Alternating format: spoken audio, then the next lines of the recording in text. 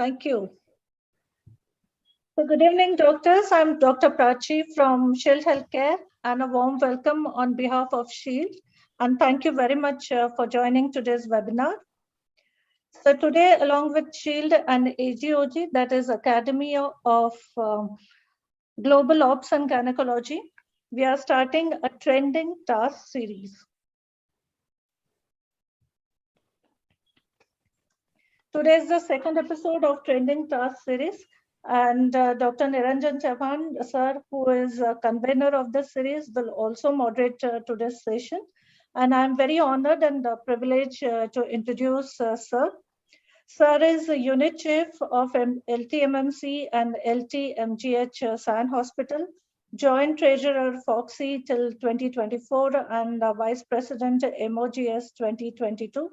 Sir has numerous publications, lot of awards, and he had been invited as a guest lecturer for various platforms. So with this, may I invite Sir to take it ahead. Sir, over to you. Thank you very much. Thank you, Dr. Prachi. It's a proud privilege. Today we join again for the Trending Ask, that is the task series, which we are doing in collaboration with Shield Connect and AGOG. We are live right now on YouTube, on Facebook, and on Zoom platform. And we are going to have a wonderful session on trending topics. And I request the slide to move on.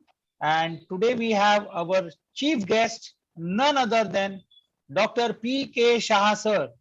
Shah sir is a unit head and a professor at St. G.S. Medical College. He was there from 2008 to 16. We all know his contribution.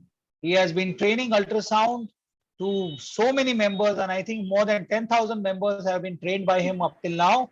I'm not exaggerating because I have been witness to that for more than 25 years at Sion Hospital when I joined there as a resident. And he is also the past president of Indian Association of Endoscopy, where he made that endoscopy for all, and starting from basic endoscopy to operative endoscopy. He was a president in 2013 and 2012. Well, we also know his contribution in the Indian Federation of Ultrasound, Molecular Biology, where he was the president, and of course the Mumbai Obstetric Gynec Society. I can go on and on, but I had, yes sir, but I want to just share here that when Shah sir was doing his ultrasound workshops in Sion Hospital in 94 and 95, there I met another doyen along with him, Dr. Narendra Malhotra sir from Agra, a very dynamic person. He has been kind enough to be joining us today. And of course, there was another Pratap Kumar sir from Manipal. So with this kind word, sir, I request our chief guest, Dr. P.K. Shah sir, to guide us on this wonderful forum of task. Thank you, sir, for accepting the invitation. Thank you, Niranjan. Good evening, everybody. It's a great pleasure to be invited as guest in this webinar, which is organized by Academy of Global Obstetrics and Gynecology, and they have labeled it as Trending Task. And I think it's a series of 7-8 such tasks, and this is the second one of them. And it's a great pleasure to be with so many people whom I know, like guest of honor Dr. Jayam Kanan, and we could not have the other guests of honor, Dr. Gokul Chandra Das from Assam, Guwahati, because of some network problem. Also, my dearest friend, Dr. Narendra Malhotra from Agra, whom I know for so many years now, and I think probably he has made a world record of appearing on webinars for last 15 months.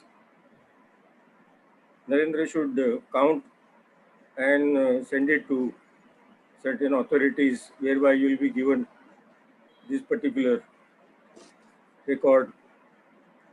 And then we have our own Dr. Suvarna Khadilkar, who is in Foxy and who has a tenure for 3 years as Deputy Secretary General, then Secretary General, and then probably in future she will become the President of Foxy. This is something which I would like to say about Niranjan, who is the moderator, or whatever you want to call. He is the boss of this particular task series. He just joined as Joint Treasurer of Foxy. He has 12 years in Foxy now, fixed, till he finishes his Secretary General's post. And I wish him fabulous tenure, not only as Joint Treasurer, but also as Office Bearer of Foxy, till he works with Foxy. I know him for many years. We worked together at Sion Hospital, and I'm so happy to see that he has involved himself in various academic activities. I see him arranging endoscopic programs. I see him arranging so many programs, and he keeps calling me, and I can't refuse him simply because you need to promote people who are working hard in life. Very simple.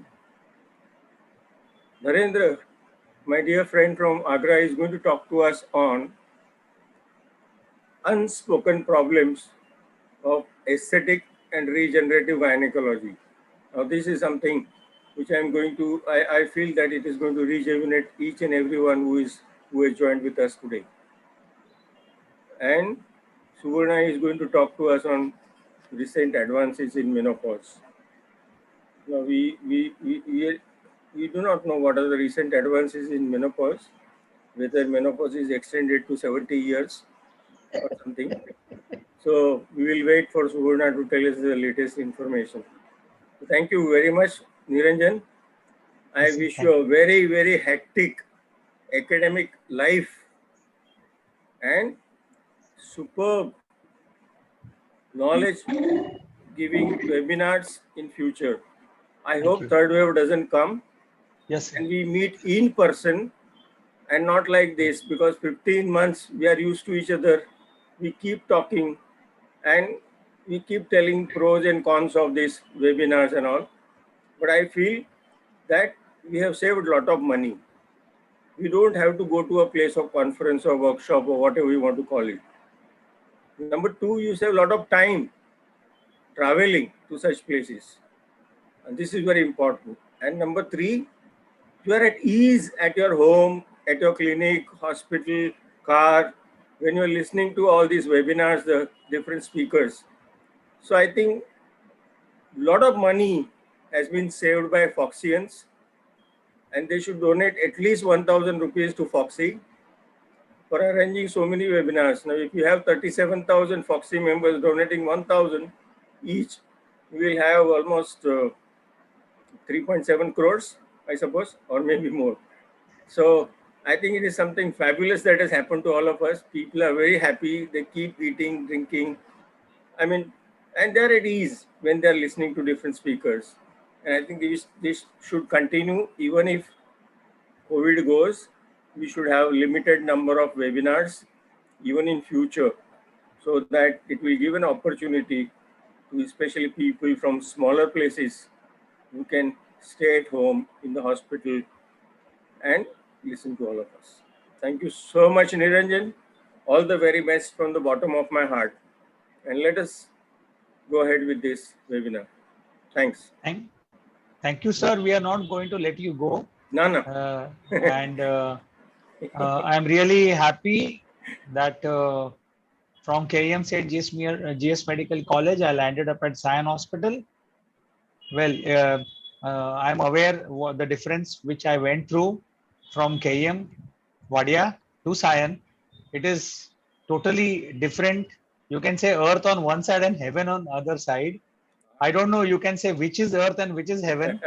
But obviously, sir, the mentors which I got, especially you, being there at the helm of affairs as a professor and unit head, and the amount of work and experience which you gave us, is tremendous, sir. I mean, I'm very, very lucky to be with you and learn so many things, not only about ultrasound, but starting from putting endoscopic, equipments into the Pandora's box. Not only that, but how to present yourself, how to talk, how to be a gentleman, the way you used to conduct in those days, the ultrasound workshops, it used to be full. And I remember all of you used to be there. And I can go on and on, sir, but surely No, we no, will catch up, stop sir, soon. it. Thank you. And I now call upon our guest of honor, Dr. Jayam Kanan, madam. Madam, as we know, can we have the slide of madam, please? Yes, sir. Yes, sir. Yeah.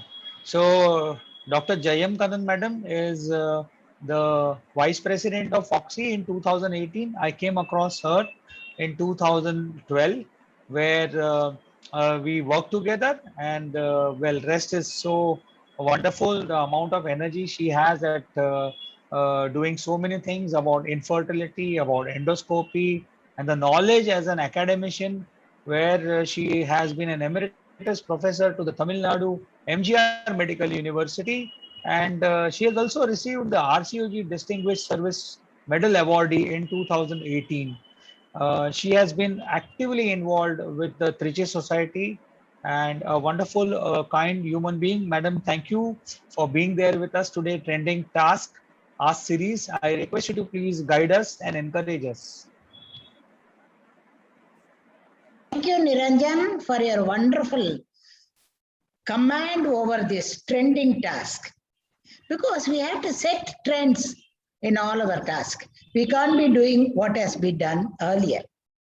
With the Chavans together, Komal and Niranjan, with P.K. Shah, I always say perfect Shah. In his period, you know, how many CMEs I have done at Tiruchirappalli is wonderful. That is all because he knows what is correct, what is not correct. He is kind, at the same time, perfect and strict. Same to be there with Madam Suvarna also. She is going to talk on a subject. In USA, it is about 30% of the females are above the menopause. In India, it is for nearing to be 25% of the females are by 2030 going to be above menopause. Regarding dear Naren, I always say Naren because he is so close to me and he has been with me for the past 15 years in all my activities. And how much of activities he can do just sleeping for a couple of hours a day is the big thing. Both Naren and Suvarna are going to give the topic of the hidden problems which are more exhibited at the time of this COVID. Thank you very much for this opportunity. Thank you, madam, for giving your pearls of wisdom. And without much ado, I would like to call upon Dr. Narendra Malhotra, sir, to please share his screen. But before that, we have Dr. Gokul Chandra. He will be joining us hopefully shortly. He comes from a hilly region. Sir is a vice president of Foxy, and I was very fortunate enough to work with him in the Safe Motherhood Committee when he was the East Zone coordinator, and of course, as a VP. He has been the head of the department of the Guwahati Medical College, a very gentleman human, and absolutely a great teacher, and a lot of followers with him. I'm sure there are many Northeastern who have joined us today. Well, I hope he comes back soon. Without much ado, I request now Dr. Narendra Malhotra to please share his screen. I would love to introduce him. Sir is a man of a lot of wisdom, lot of energy, lot of enthusiasm. And I request now Dr. Prachi to please stop sharing so that sir can start sharing his screen. Well, he has enthusiasm, energy, and what I can say, one more E I can add, sir, and that is he exuberates and he has a lot of passion for academics. So if you see, presently he is the president of the Indian Society of Aesthetic and Regenerative Gynaecology, that is INSARG, and we have a couple of vice presidents like Jaideep Malhotra, And there is Ragini Agarwal, madam. There are two more members who are the vice president, and sir has formed this society in 2019. Please get in touch with sir. He is an authority in aesthetic and regenerative gynecology, and become a member of INSAR. I'm sure a lot of members are there right now who have logged in, would love to go ahead. He has been also the past president of Foxy, not only Foxy, but ISAR, ISPAT, IFUMB, and the Agra Obstetric Gynec Society. He is also the professor at the Dobrovsky's University, and a man of multi-talented. I mean, I can just go on. In one day, he will have 4 ideas put in a WhatsApp group, and in one day, he can take out 3 journals at one given time. Sir, the amount of energy which you show is amazing, and we are just probably 10 to 20% of what you are. So thank you, sir, for accepting the talk today, and the mic is yours. Thank you very much, Dr. Niranjan, for inviting me to a topic which is close to my heart these days, because it's a new branch. And I invite you to the Indian Society of Aesthetic and Regenerative Gynecology. I have one more year as president, and Dr. Ragini will take over then. And after that, Dr. Leela Vyas and Dr. Jaideep and Preeti Jindal. So today we're going to talk about her unspoken problem. A lot of people said, what is this cosmetic gynecology? So we're not going to say that it is cosmetic gynecology, because it is not only cosmetic, it's functional also. So we're going to call it aesthetic and regenerative gynecology.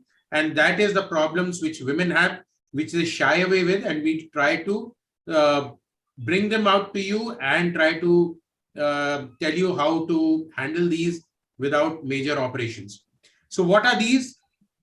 Prolapse, all of us have seen, symptomatic, asymptomatic, urinary dysfunction, which people don't tell about, leakage of urine, stress, urge incontinence, sexual dysfunction, overactive bladder, fecal incontinence, pelvic pain, vulval vaginal itching, which is not getting relieved by anything, abnormal vaginal discharge, not getting cured, and a lot of cosmetic issues women are having with their appearance of the genitalia. So that is what broadly is called as the unspoken problem of women. So we have a new speciality emerging. We can either call it female pelvic medicine. We can call it reconstructive surgery, which the plastic surgeons have called it. We called it cosmetic and aesthetic gynecology, but then we thought the word cosmetic has to go away. And so it is aesthetic and regenerative gynecology. And what are we doing in this? We are handling vaginal tightenings, post-delivery rehabilitation, SUI management, vaginal dryness, vulvar rejuvenation, handling removal of scars anywhere on female body, vulvodynia, vestibulitis, where there are no treatments, lichen, vaginal infections, and if women want color bleaching of their skin in areas where they are. So what causes these problems? Well, it is the genetics. It's menopause, which you're going to listen to.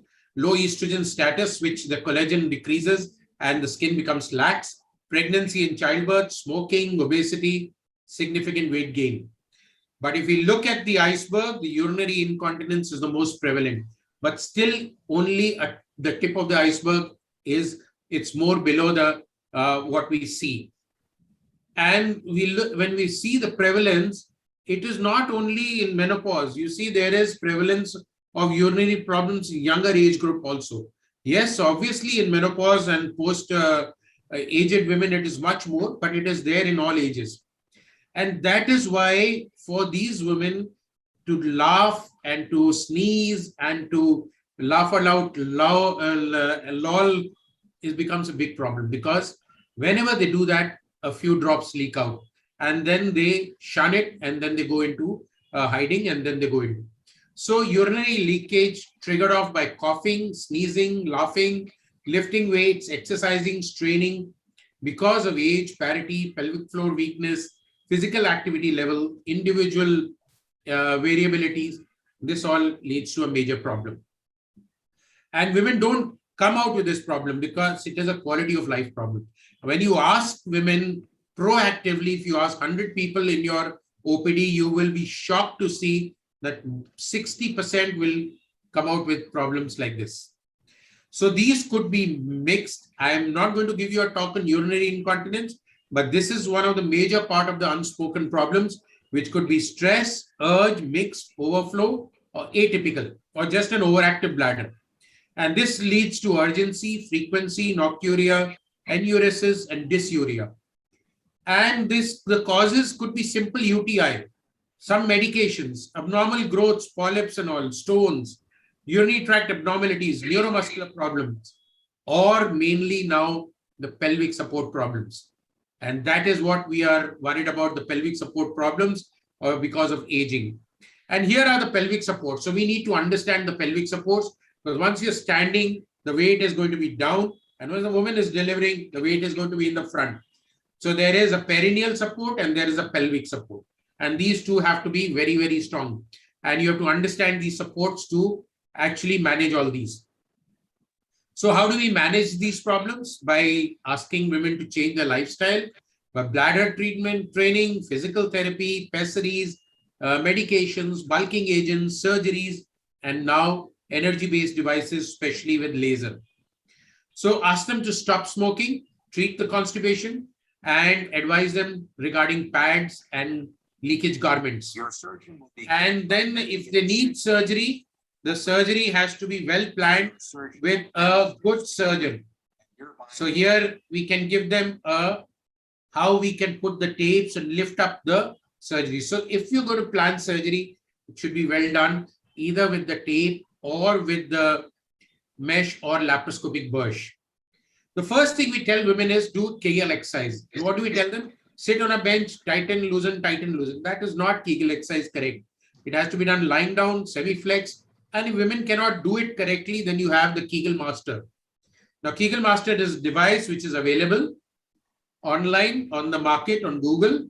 And this would strengthen the collagen here, the muscle here, and posteriorly, and also the perineal muscle. So if it has to be done, it has to be done properly. Various operations, which I'm not going to talk in detail, but all these operations have their complications. And there were what we call as the mesh lawyers in America, who used to trace everyone who's had a mesh and would sue the doctor because of the little bit of problem so tape, tension-free tape, which could migrate into the bladder, perforate, things like that. Then what was tried was injection of bulking agents. Now these can be done externally at the bladder neck or even by the cystoscope through it from inside. So you could do it through the cystoscope or do it outside and blindly. Then these also led to a lot of problems. So unwanted problems. And then we had these prolapse. In our time, we used to see a lot of cases like this. Now women have become more educated and come a little early. If it comes a little early, then again, we offer them or we tell them you need to have surgery. So the surgery is not the only answer. And we can handle these things by someone has got the mic on. By the laser vaginal rejuvenation or the energy-based devices. Where you cannot operate, pessaries work. Dr. Jayam, can we switch off your, can you mute yourself? Dr. Jayam Karan, can you mute yourself?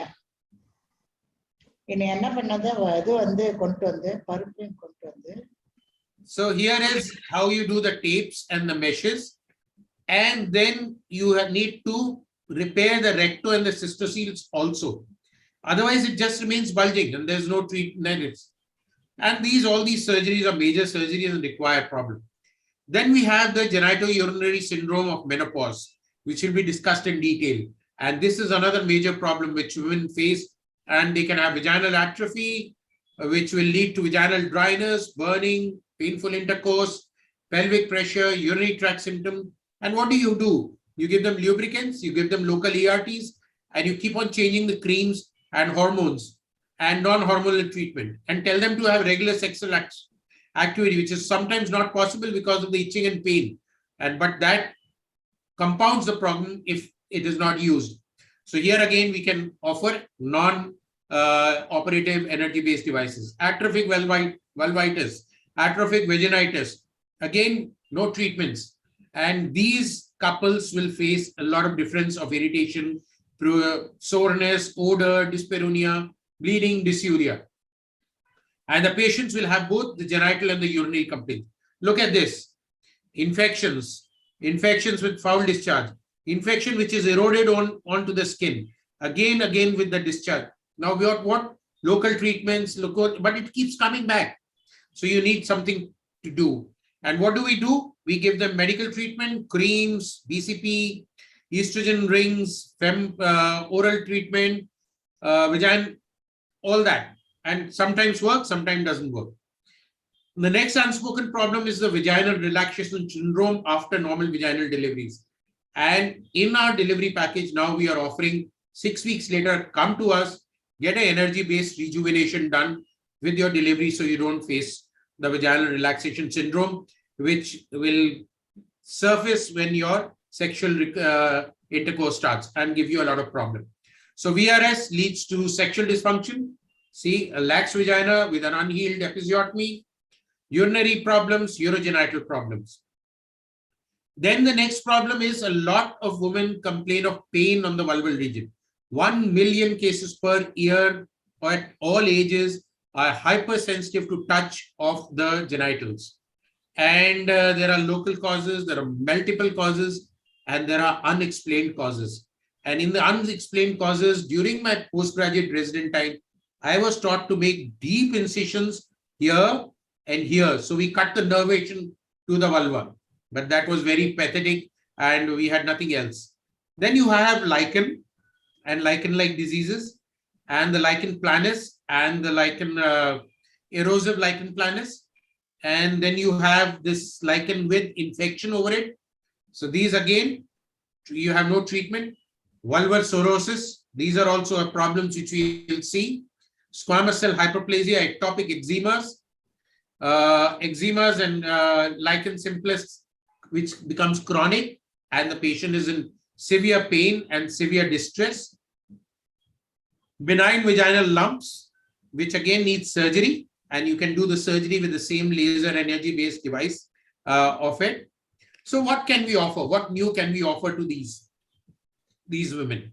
Well, we can offer today non-invasive measures, that is external energy applications, CO2 lasers, erbium YAG lasers, radio frequencies, and high ultrasound, and the chairs.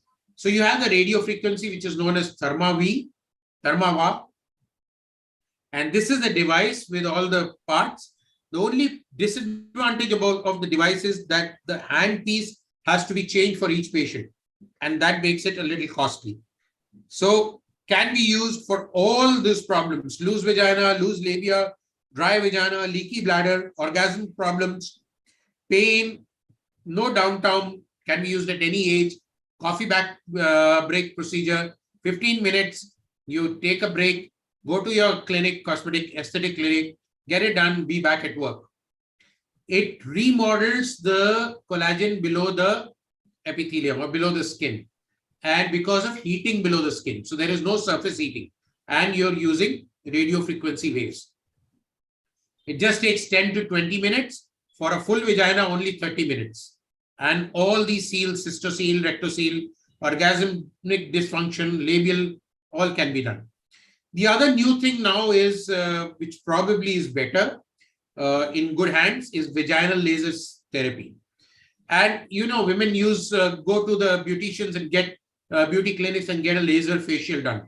So the same laser can be used on the genitals to do the same thing.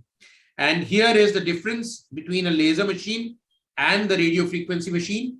The laser probe is robotic and does things automatically, and it does not have to be replaced in every case.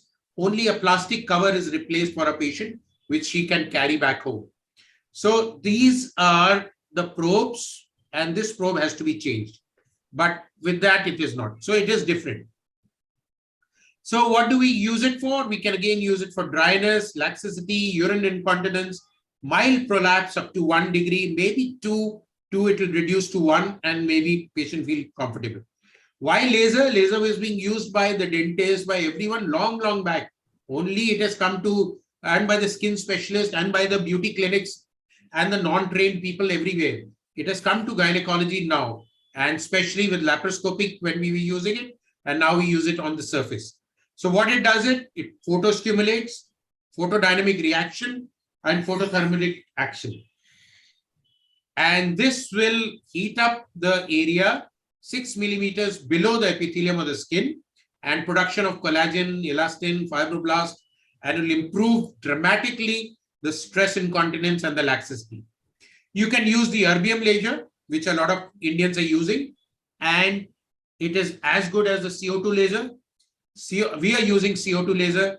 Erbium was first used in a center in Indore by Dr. Vidya, and she has a great experience and great thing. We are using fractionated carbon dioxide laser at Kolkata, Bangalore, Jaipur, Agra, Surat, Nasik, about 20 centers in India now. And we've got a collaborative publication also on how it helps. What it does is single laser beam is split into 80 microbeams by a splitter, laser beam splitter here. And this is applied to the skin, to your face, to the scars, to the moles, to anything. And then it will penetrate through the skin by micro holes and heat up or cause inflammation 6 millimeters below the surface. It does not damage the surface. So no pain. And it will go and heat up the area. So it will cause thermal damage, superficial shrinkage, deep aseptic wound, and then the collagen will remodel, new blood vessels will develop, and the vagina, vulval area, facial area, wherever you're using it, on the breast, on the abdomen for skin tightening, wherever, it just improves. So immediately the patient will have a little bit of edema and chemical mediators, and the collagen will shrink. So immediate tightening will be felt. And then in 30 days, the fibroblast recruits and remodeling occurs. And you do a second sitting in the 30 days. And then you do the third sitting after 30 days. And then you do a memory sitting after a year. So that is how the collagen remodelation occurs with these lasers. And these are, after that, I've done a colposcopy with this, which comes with the machine. And these are the micro holes which are there. Now, through these micro holes, we can also put PRP. So if the condition is bad, you do this and then smear the vagina with PRP. And that PRP diffuses through this and causes healing much better and much improved. So this is how it looks immediately. And this is how it will look after 2 weeks of the vulval, the vaginal. And this is how it has grown. You see the fibroblast and the collagen remodeling. And when you do a histology post-laser treatment, neovascularized, the blood vessels which are not there, that have come, it was totally atrophic. And then the epithelium has become rich in glycogen and new blood vessels have come. So histologically proven, and it is very safe. How it works, we have this machine and we have settings on the machine which can go 360 degrees for the whole of the vagina. Or if you want to do only for SUI, you put it on SUI, you adjust the joules, the energy, and then we give 5 passes. Usually 3 are required, but we give 5 passes in, out 1, in, out 2, in, out 3. When you come out, when the laser beam come out, because the vulva is a little bit more sensitive, the energy is reduced there. And that you can set. See, you can set it. And you put the plastic cover over the probe and you fix it. And the probe inside will rotate. And then that is it. And it will automatically measure the length of the vagina. And then we put this second plastic, which is a protective, so it does not injure the outside vulva. And then here we are doing the setting, whether you want to, and that's how it will rotate. You see, it will go in rotating and it will come back rotating. And that is robotic. And here we are setting the energy for outside and inside. And we are setting whether we want it fast, slow, or medium. And that's how simply you can just set it. And here the energy is being set around 70, 80, because that much is required. You can do it on low energy. Outside, you set it for less than 10, because you don't want the patient to feel the pain outside. Inside, there is no pain. And then you have to, first we do the colposcopy, and the colposcopy camera is there. And we don't use water because laser will burn the water. And you see, first we look at the vagina, everything is healthy. Then we keep it here and the outer guard is here. And then we press the button so it goes in to measure. See, the probe is going in to measure length of the vagina, and it will come back and it will mark there and it will give a beep. And then we do the start button, and we have laser button on the foot switch. So once you have done the measurement and all, which takes 1 minute, you have the lasing foot switch on your foot. And the patient is comfortable. It can be done in the OPD. No need to take in the OT. No anesthesia required. No lubrications required. Only some baby oil, Johnson baby oil, or some glycerine we use. And that's how we do the lasing. And we have been into this in the last 2 years. And we now have training classes. And we have all the things which we are doing. So this is how it looks like close. And these are the equipments which are needed. And we are doing it in cases. So it's a very hygienic procedure. There are 3 sizes available. If it is tight, thin vagina, you can use the thinner probe and the handpiece. So you have the Femilift probe, you have the slim probe, you have a Femilift smart probe, which is automatic. You have the FemiTight for tightening of the external. You have a light scan for skin color changes, and you have the FemiCam, which you do before and after. Our protocol is lidocaine, a little bit on the introitus. That's where, because that is where the little bit of pinch will be seen, and inside is only glycerin. Inner part, the 25 zones, 3 passages is minimum. We are now going up to 5, so to get immediate relief. And that is how it will go and rotate and heat up all through the 360 degrees of the vagina. And 360 pattern. And you can do it the same with the erbium. Now, this is the erbium or the Mona Lisa, and they have a different guard, and that's a guard, and they have the different robotic. And see, the laser beam starts and then it rotates, or you can buy the manual probe and do it manually, pull and rotate. That will be a little cheaper, but if you buy a robotic probe, it's much better. So these machines are, or these energy-based devices are a big boon.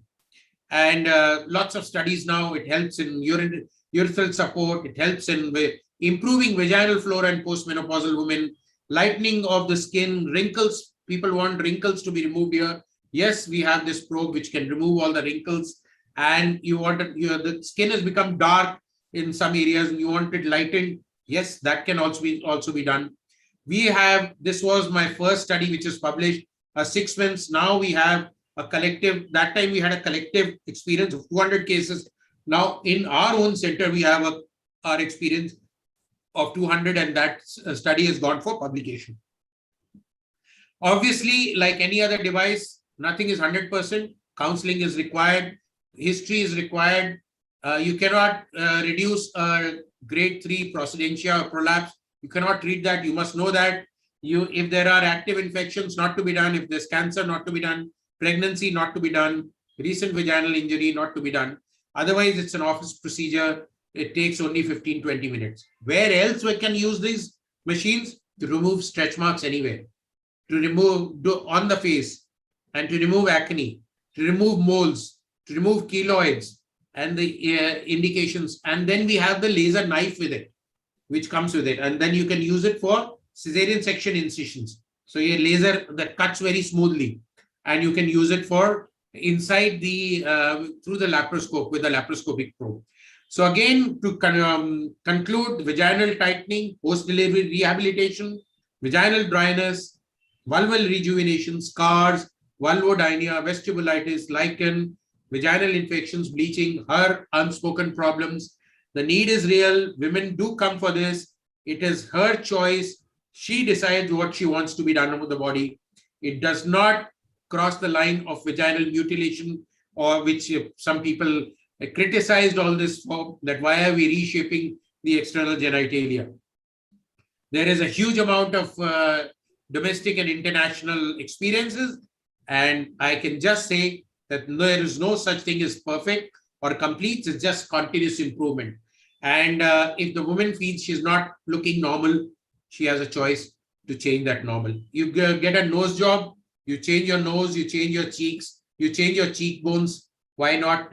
You can do it with your breast shapes, with the abdomen shape, and with the genital shape.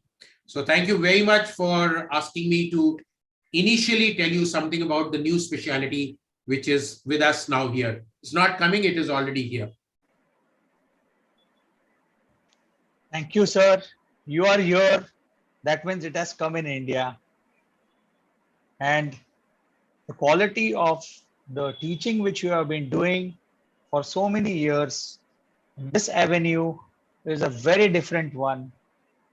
And I'm really amazed that today you have gone and told us how best as a gynecologist we can go in cosmetics, aesthetics, and surely give the best to all those women who have delivered with us or who have taken infertility treatment, who have been with us for probably more than 1.5 to 2 decades.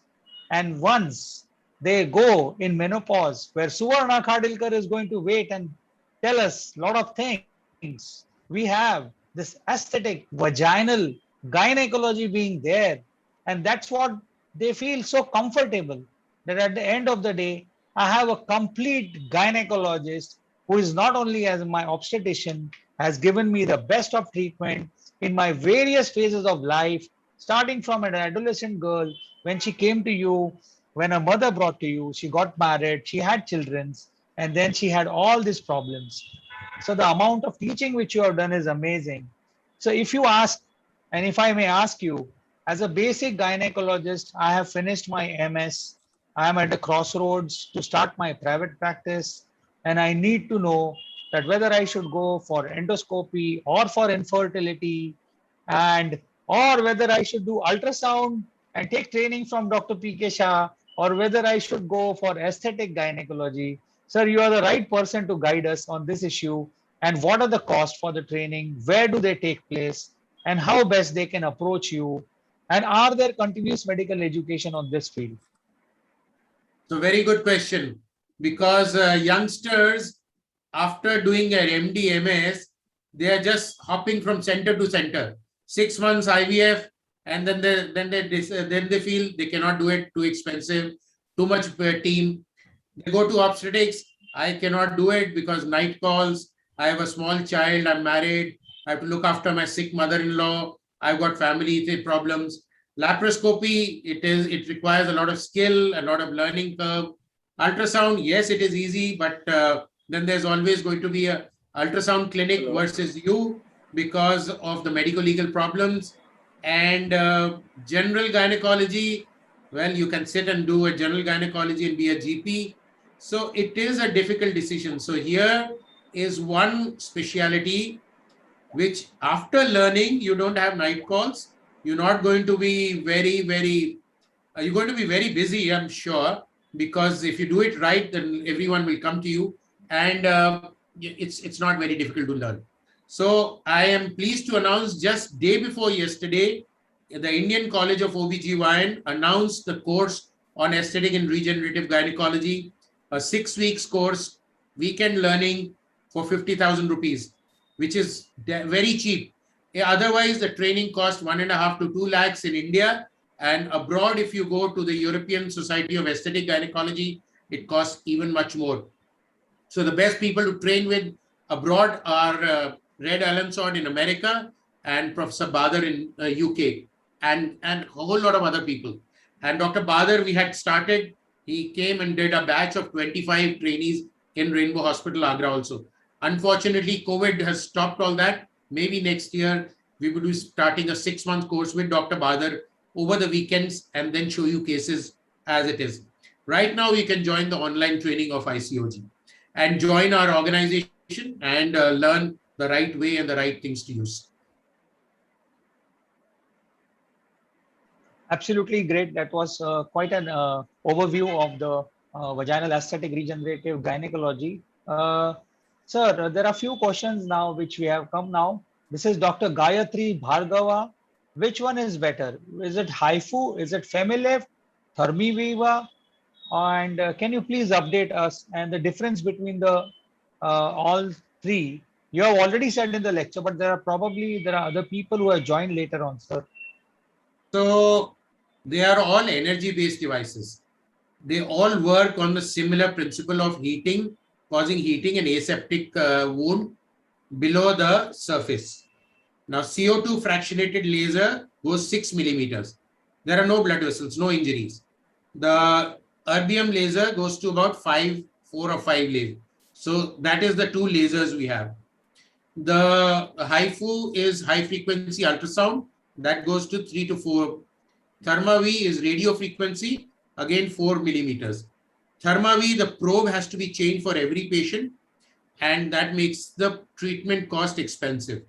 So with every woman will have to buy a separate probe, which is 25,000 rupees extra, plus the doctor's fee and log. So each sitting would become very expensive. And the results in the good hands is almost same with all of them. In the best hands, Professor Red Allensod in USA has produced the best results with ThermaV, and Professor Badar in UK has produced the best results with Femilift. So it's your, and Dr. Vidya with the Mona Lisa, the erbium laser. So it's up to you what you learn it. It's like a car. You will reach the same place, whether you drive a Mercedes or a Maruti. Yes, sir. Yes, sir. I think Dr. Narendra Malhotra, we have lost the touch with him, but there are few questions which are there. In the meantime, when sir joins us, we will be asking him the questions. Sir, I think we will wait for half a minute till the time whether sir can join us back. So with this, we are going to go ahead now with the topic of menopause, and I have a most beautiful and dynamic my colleague from Mumbai, Obstetric Gynec Society, and my contemporary and my senior in Foxy, none other than Dr. Suvarna Khadilkar. Dr. Suvarna Khadilkar, madam, is a professor and the head of the department at the Bombay Institute of Medical Sciences, which we commonly and most popularly know as the Bombay Hospital. She is also the emeritus editor of the Jogi, famously the Foxy Journal, and presently she is the secretary of the Mumbai Obstetrics and Gynecological Society. She has also held a lot of presidentship, that is the Indian Menopause Society in 2017, the Association of Medical Women of India, Mumbai, as a past president. We all know her favorite topic is menopause. She has written, edited more than 100 publications and 12 books, won several prizes and awards. I can go on, but without much ado, I would like to request her to start her lecture on recent advances in menopause. And I'm sure Dr. Narendra Malhotra will join us and we will get back to him with the questions. Madam, the floor is yours. Please go ahead. Thank you so much, Dr. Niranjan. At the outset, I want to really thank you for your wonderful initiative that you have taken. And I thank AGOG and the entire committee inviting me for this prestigious lecture. And it's my privilege to be on the same forum as my teacher and my senior, Dr. P.K. Shah sir. I have been lucky to have him as a teacher, even though he was not in JJ Hospital. But believe me, whenever I used to attend his lectures, it was really like I used to take notes, and I have kept those notes even today. And he used to be so systematic in teaching that I remember his lectures even today. And I'm sure like every other my colleagues from JJ and all the hospitals feel the same. Sir, thank you so much. And he's always very helping, very cooperative, and absolutely master in ultrasound. You can say he has been doing so many workshops and programs. Dr. Jayam Kannan, thank you so much for saying kind words for me. And it was, I have enjoyed your hospitality in your conference, which you had organized many years back. I think it was called Dakshin, if I'm not mistaken. It was a fantastic conference you had organized. It's very nice to have my co-speaker, none other than Dr. Narendra Malhotra. He gave such Sir is back. such an enlightening. Sir is back. Yes, Yeah, sir. sorry, the internet got connected. Continue, Sir, Swarna, please. Sir, with Suvarna's permission, just two questions. I'm sorry Let because I me don't at want to least keep you praise waiting. Dr. Narendra. Yes. So, Dr. Narendra, it was a fantastic lecture and something new that we are getting to learn. And you all always come up with something out of the box. And that is really fantastic. And now it's become a science and there are societies on this field. So I enjoyed your lecture. And I think other chief guest has not joined, but Dr. Gokul Das also has been a very, very senior and very, very brilliant Foxian. Thank you so much. And now I think you can go ahead with the question answer with Dr. Narendra. Thank you. Thank you, Suvarna, for being so kind enough and to be there at the time when, sir, we lost the connection. So just two questions. One is the cost of Femilift that has been asked by Dr. Anjana Jain.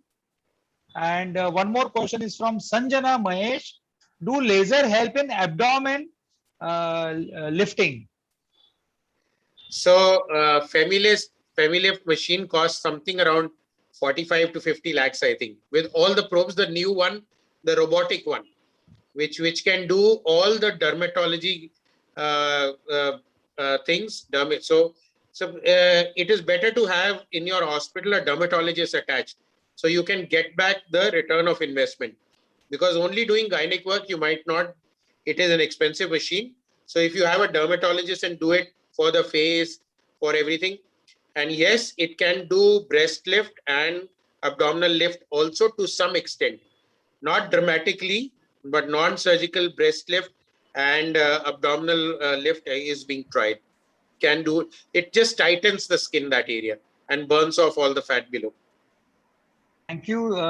Thank you so much, sir. I'm sure many of the viewers we have, I would like to tell we have got more than 2,500 viewers which are logged in on Zoom, on Facebook Live and on YouTube. And they are really amazing to see. I can see Dr. PK Shah's hand being fingered. Sir, yes, please, please go ahead with your comments. Naren. Yes, sir. In your society, you have taken all the members who are practicing aesthetic regenerative gynec. Yes. How many members are there in your society? So right now we have 120 members. Wow. who are members or life members, founder members. There are 35 who are practicing some sort of aesthetics. There are some dermatologists also, and there are some cosmetic surgeons also. So we have these people initially. Now, because of COVID, we could not do our annual congress. We could not do the workshops. So we could not spread but we did a lot of webinars on it, and people are showing interest. It is a new branch. People will show interest. Yeah, because I know of one resident from Sion who worked in our unit, Dr. Sejal Desai. I don't know whether you heard her name. Yeah, she's a member. She's your member. Yeah. Okay. So she had called me 2 years back when she brought this Femilift, and 2 years back that was. Yes. And it was amazing. Let me tell you. We are the first few. Sejal, me, Apurva, Rajiv Agarwal in Calcutta, Ragini Agarwal in Gurgaon, Preeti Jindal in Chandigarh. These are the first 10-15 Femilift for gynae. Wow. Otherwise, Femilift for dermatologists, many installations. Yeah, I think it's a good news, because one thing I want your society to do is that, what is the reason that these elderly ladies who are having SUI, they don't come forward for treatment? If you can go into the details and try and find out the reasons for ladies not coming forward with SUI, because as you said, tip of the iceberg, we see hardly 10-15% of them. The rest of the patients don't come to us at all. And what are the real reasons for that? If you can study that, multicentric study you can do, because you have now 130 members, I think try and find out what are the real causes. If we can address, I think we'll be able to do better for the ladies who are really suffering in silence, and they don't go. I don't know what is the reason. So it is a lot of cultural and Indian thing. Even with educated women, it is still the Indian thing. I don't know. Even the educated women will not complain or proactively complain. So we are doing a survey. Thank you for this thing. We will definitely come out with a Yeah, I survey on think what are the it's worth reasons it. they don't tell.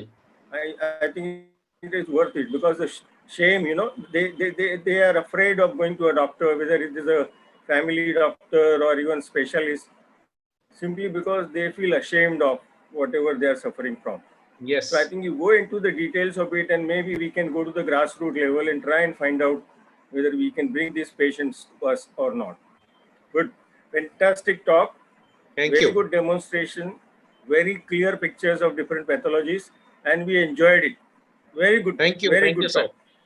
For a Thank change, you, boss. Thank you. I have heard you talking on ultrasound and IVF and endoscopy and all.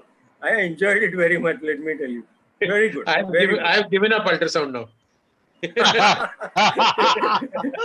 You started with ultrasound, went for endoscopy, and ended up with IVF. And now I think you are going into the fourth arena. Retirement plan. Yeah, I can understand. You said that. Good. Make everyone look good. Yeah. No, I think it's a good idea. Why not? Very good idea. Thank you so much, sir. It was a wonderful pleasure, and I request all the delegates who have logged in today. This is the wonderful branch. You can think about it. Dr. Narendra Malhotra and other vice presidents who are spread all across India are there to guide you. Sir's email ID is simple: Narendra Malhotra, Dr. Narendra Malhotra @gmail.com. And well, last, Dr. Suvarna, with your permission, he is arranging fun runs. That is in AeroCity, Delhi. And this is a first hybrid as well as a virtual program of the year of Dr. Shanta Kumari as the president of Foxy. Please, you can join in. It is already there on your WhatsApp, on your Facebook. It is going to be held at the last weekend of July. And we will see you in person or in virtual there with fun runs where Dr. Sudhir Shah and Dr. Deepak Bagde are the conveners, and all the 5 vice presidents, 26 chairpersons, office bearers, and all of you are going to be a part. Make it a grand success. Thank you so much, sir, for that wonderful initiative. As ever, you are enthusiastic, and from cosmetic, aesthetic, regenerative gynecology, we still want our women to be young, beautiful, and for that, we have none other than Dr. Suvarna Khadilkar. I have already introduced madam, and she is going to talk something very new in menopause, and that's going to be a game changer. And Dr. Suvarna, we are all looking forward for that wonderful lecture of yours. The mic is yours. Please go ahead.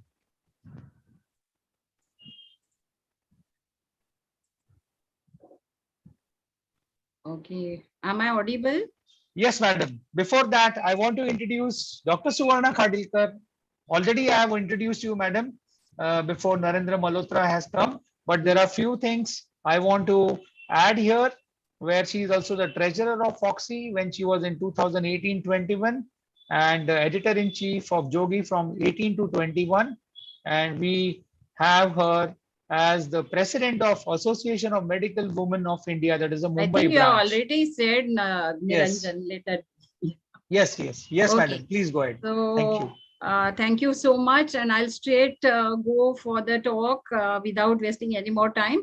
I think you are very much hopeful that something very, very dramatic and new and recent things I'm going to say, but such things don't happen in the field of menopause. It is, only the breakthroughs happen for little on a negative side, which we have all of us have witnessed in 2002 when WHI trial came. Otherwise, we were giving hormones left, right, and center to every menopausal woman, and then we changed our concept for giving this. So we will see how and what new things are changing, new concepts are changing, that we will just soon see in this lecture. What is the current scenario? If you see the needs and practices, if you want to see how much is the requirement, as already Dr. Jayam Kannan said, that the total population of India is 1.21 billion, and 48.46% of women are contributing as to the total population of India. So, you know, the projected world population is also going to be a 9.6 billion. So you can see the magnitude of women and who are going to age. As we can see that by year 2025, 22% will be above 50 years. And by 2050, 33% will be above 50 years. So we know what are the needs and what is the magnitude of needs. And why are we so much talking about the needs and practices? The reason is that there are three major killers in beyond menopause. That is, one is major cause of death is a cardiovascular disease, and burden of low bone mass is as much as 62% at 60 years and 80% above 65 years. And all of us know that there is a 25% of mortality associated with hip fracture. And there is also a steady rise in age-adjusted rates of cancer. So all these three are the bothering issues beyond midlife and menopause. So what are the attitudes? What are the actual practices that is happening? What are the attitudes of gynecologists? There's one study of 321 surveys with the, in 2012, what they found was 9.04 gynecologists were prescribing menopausal hormone therapy. 78% were familiar with the controversies with surrounding WHI study, which we just mentioned. And 61% would consider using menopausal hormone therapy for themselves. So this was a little older survey. And we at Foxy had done a survey with Dr. Ishma Pai. I was a part of it, and there were 1,338 responses to this survey.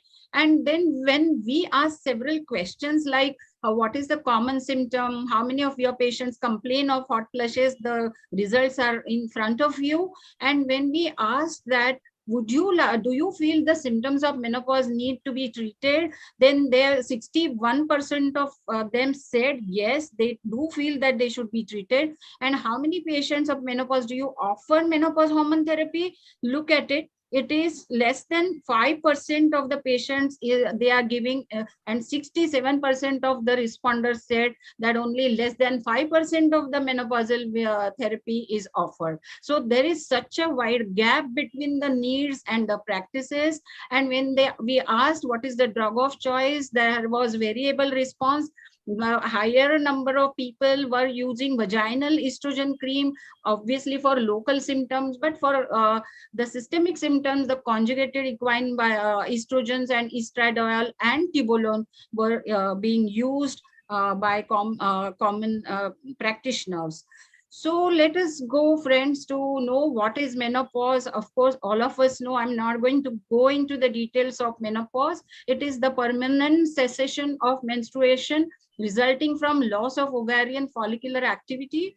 And perimenopause is the first feature approaching menopause until up to 1 year after the final menstrual period. So if you look at this, you get the picture, as you can see, the years around the menopause, the FSH and the estradiol, how the estradiol drops around the time of 0, that is around the time of menopause, and how the estrogen drops further and FSH goes on rising. So menopause comes in phases. It comes in premenopausal phase. You find that women have regular cycle, fertility is maintained. Even perimenopausal patients, we have irregular cycles, may have symptoms, and fertility has suboptimal.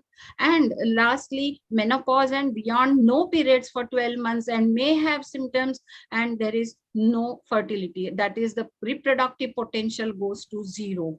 So initially only 7 symptoms were associated with menopause, and it is a very famous picture of 7 dwarfs of menopause, that is itchy bitchy, sweaty, sleepy, bloated, forgetful, and psycho. But today we have identified the 35 such symptoms at midlife crisis, like vasomotor symptoms. There are 3 or 5 symptoms under that. Then we have urogenital symptoms. We have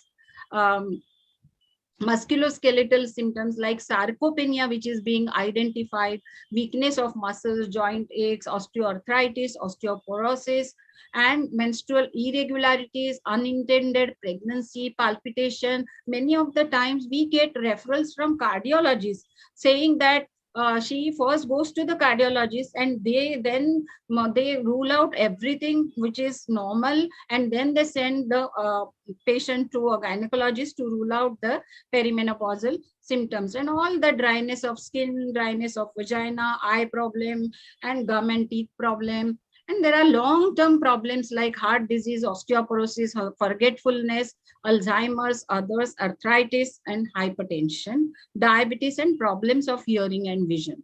So other long-term problems like metabolic diseases, increased risk of cardiac disease, hypertension, diabetes, and loss of memory. So these signs and symptoms during and after the menopausal transition, as you can see, this is the time when the menopause comes in. The vasomotor symptoms can come right from 40 years to 50 years.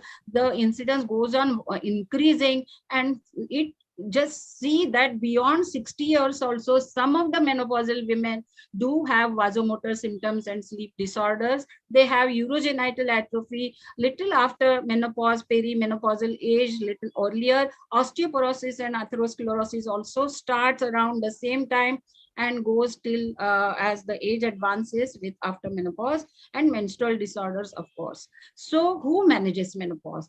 It is the first point of contact usually must be gynecologist, but many a times, as I said, they go to ortho for backaches, they go to heart cardiologist for palpitations and some funny cardiac symptoms.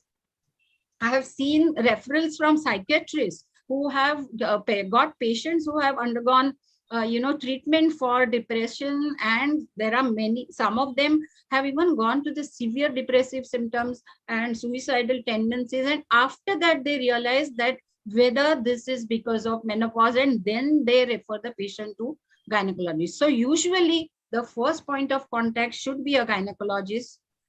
So what are the various management options that are available?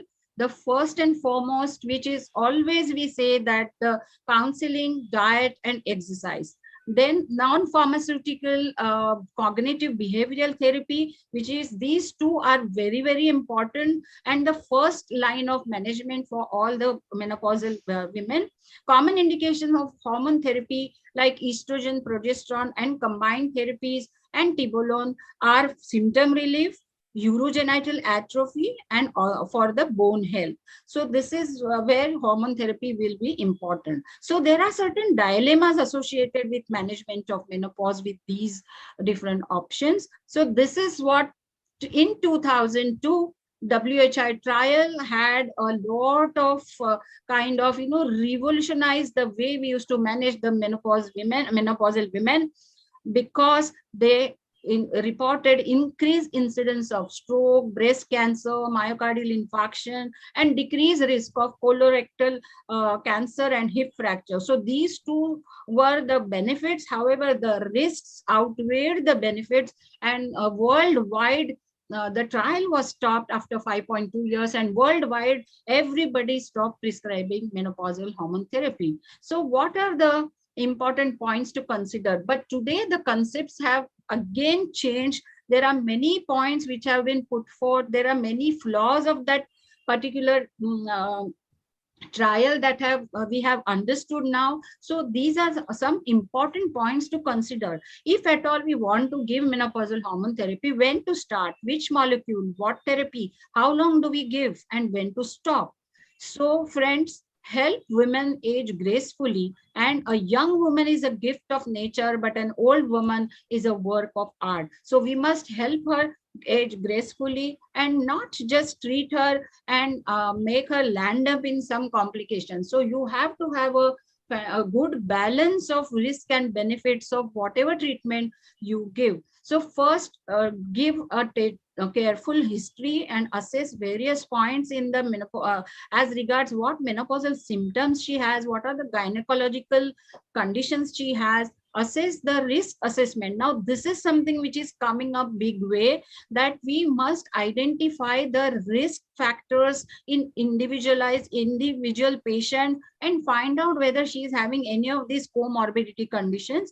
And if so, then your management treatment is going to change. And don't have a package a treatment for all, and don't treat all women on the same ground. So you have to first find out the risk profile of the patient, family history of various comorbidities, and what currently medication she is taking, and what are her social and personal problems, whether she is having addictions of tobacco and alcohol.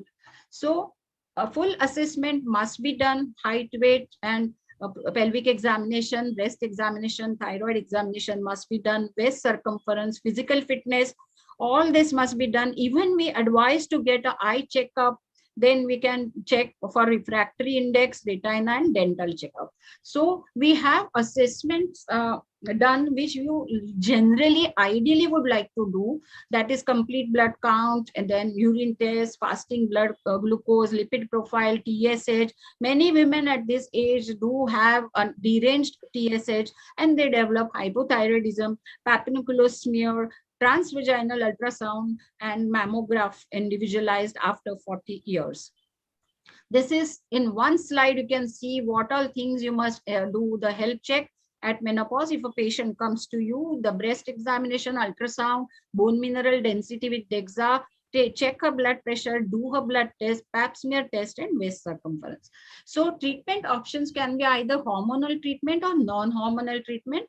The age-old time-tested estrogen therapy is still the best. And even today we have the estrogen therapy, which is the best to tackle the symptoms. But the concepts have changed, that we had a universal way of giving estrogen to all, but today we give only patients who are symptomatic, and those who need, you must give the hormone therapy. But do not hesitate. When the patient needs, go ahead and give the therapy. So estrogen, progesterone combination, then androgen therapy, and others like tibolone, that is the selective tissue enzyme receptor regulator, which is also a very good drug for treatment of various symptoms of menopause and other bone health and breast health. Then raloxifene is one option, bazodexifene along with estrogen. That has come as a new molecule, because this is a fourth generation of SERM, bazodexifene with, if you give estrogen along with it, then the the main drawback of group of SERMs drug is that it precipitates the vasomotor symptoms. So bazodexifene can be given for improvement and prevention of the osteoporosis. But if you give estrogen along with it, then all the symptoms that can be taken care of. Now, the last drug, which is the newest, latest addition, which is the ospemifene, which is the only licensed drug for dryness of vagina and vulvovaginal atrophy and dyspareunia. So, non-hormonal therapy like venlafaxine, propranolol, clonidine, gabapentin, vitamin E, and certain phytoestrogens and others can be given. So counseling, as we'll see one by one all these therapies, counseling is addressing women's questions and concerns, providing her all types of educations. I have a full chart ready in my clinic, which I show to the patient and let them go through it, let them study at their own. When they're waiting in the waiting room, they can go through it and they know what is exactly menopause all about, and what all tests can be done, and what how they can be treated. So enhancing her confidence in decision making. If therapy is chosen, then patient and clinician should agree with the goals, risk, benefits, whether they are short term or long term. So what is the importance? We all say, advise exercise to all our patients, may it be PCOS, may it be any obesity, may it be anything, but advise exercise. But what does exactly exercise do to patients? So they maintain the healthy weight, they improve the bone density, they improve coordination and balance. So a less number of times you will have a fall, which leads to fracture. So if you don't fall, you will not have a fracture. So improves the muscle strength and joint mobility, improves the lipid profiles, it improves the genitourinary problems, It relieves depression. All of you must have seen, if you do exercise, it gives you a sense of well-being, and it induces sleep. So these are the advantages of exercise in menopause. All these are going to be beneficial. Combinations of exercise, diet, yoga helps the postmenopausal women to increase a metabolic rate and maintain a healthy weight. So social interactions help postmenopausal women to improve mood, relieve depression and anxieties. So what about complementary therapies? Now, non-hormonal prescription agents may relieve VMS, but also have their own side effects. It's not that, everything is free of side effects, but there are very few data on phytoestrogens, and Cochrane database way back in 2007 says that there is no evidence of effectiveness in the alleviation of menopausal symptoms. However, let me tell you that if the patients, there is a contraindication for using of our hormone therapy, some people like to use it, and in observational trials, phytoestrogens have been proven to be useful. So what about the choice of the molecule, choice of estrogen? Does it matter? So let us look at the various types of estrogen. We know there are 3 estrogens: estrone, estradiol, and estriol. Estriol is the weakest of all, and the estradiol is the most potent. So 17-beta estradiol is, very close to the estrogen produced by ovary.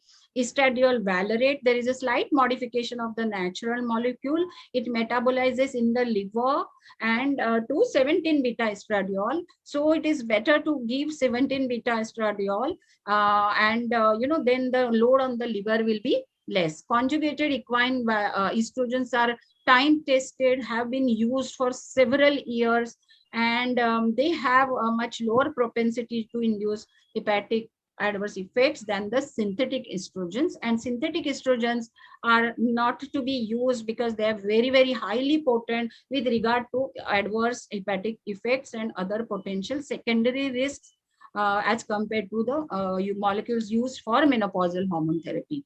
So if you see that estrogen used in MHT can be 17-beta estradiol, the ultra low, standard and high doses are given here. Your today's dictum is that use the estrogen in progesterone in the lowest possible dose for the shortest possible period to minimize the side effects and risks associated with it. So the estrogen dose counts dose of 0.625 milligram of conjugated estrogen generally is considered equivalent to 5 to 10 micrograms of ethinyl estradiol.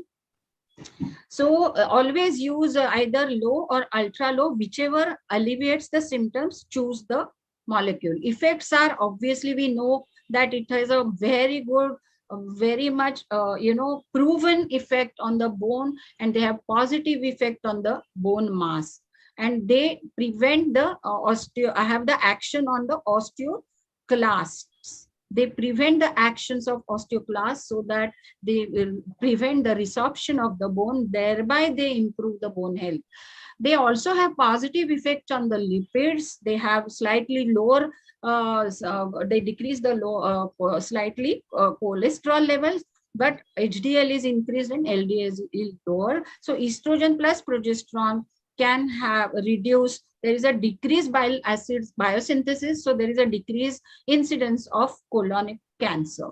17-beta estradiol, we have already seen they are available for administration via different routes, and most physiological form of estrogen available.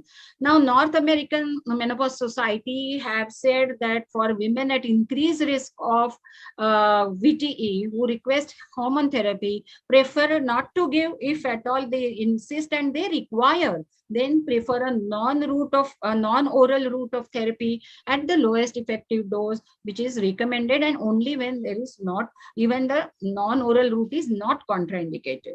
Hormone therapy increases the VT risk by 2-fold, and transdermal ET and natural progesterones do not have this effect, so they are considered to be safer. If you compare the equivalence of doses of different formulations of estrogens, the oral, transdermal, and vaginal, You can see the dose equivalent of conjugated is 0.625, 17 is 1 milligram, ethinyl estradiol is 0.005. So it is so potent, so it is avoided for menopausal hormone therapy.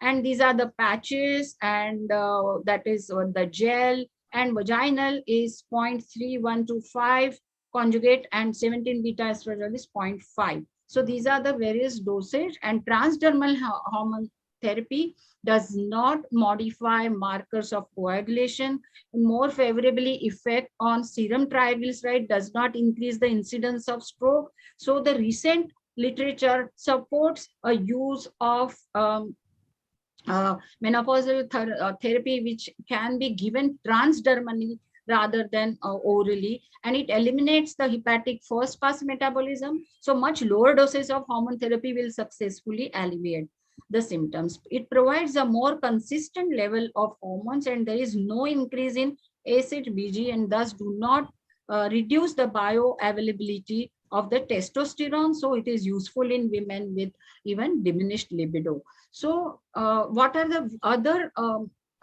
preparations of transdermal, like patches? Then we have pessaries, vaginal pessaries, we have creams, and we have gels. This is a video, but unfortunately it is not playing, but this is a video which had shown how to use the estradiol spray, which is available 0.06%. 1.25 gram per day is the single approved dose for the treatment of moderate to severe vasomotor symptoms due to menopause. So estradiol gel, the 1.5 milligram per 2 meter dosage is the dose. For mild symptoms, 2 meter doses will be enough. Thus, the tube will last for about 26 days. Now, these are the serum levels of estradiol and estrone with different doses and different routes of estrogen. If you can compare, the oral estrogen reaches 30 to 50 estradiol level. The transdermal also reaches approximately same. 17 beta gel in fact reaches higher, and vaginal local formulations after 4 weeks, they do not reach as high as the other transdermal preparations. So that means they will not have the systemic side effects. So what about the progesterone? Does it matter which choice of progesterone it is? It is unfortunate that since 1960, when the estrogen was being used, it was used only alone. And even non-hysterectomized women, it was being used. Then we identified that it can cause endometrial cancer. So it is as late as 1980, progestin was added as a sequential regimen. And in sequential regimen also, there was increased incidence of cancer. It was first adopted in Europe, and then in the US for continuous combined regimen was adopted. Then this is the progesterone. It has to protect the endometrium. It should not reverse the positive effect of estrogen on the cardiovascular system. So which are these progesterones which are helpful? Now MPA, if you give at high doses for cyclical administration, because you cannot give estrogen alone, it will cause hyperplasia when the uterus is intact. So MPA at lower doses for continuous combined regimen, and there was no such effect of on cardiac benefit. So the MPA at lower doses was better. Then androgen derivatives like norethistron all have definitely a high detrimental. So do not use those progestins. But the retroprogesterone or the dihydrogesterone is one such progesterone which does not reverse the beneficial effect of estrogen. So currently,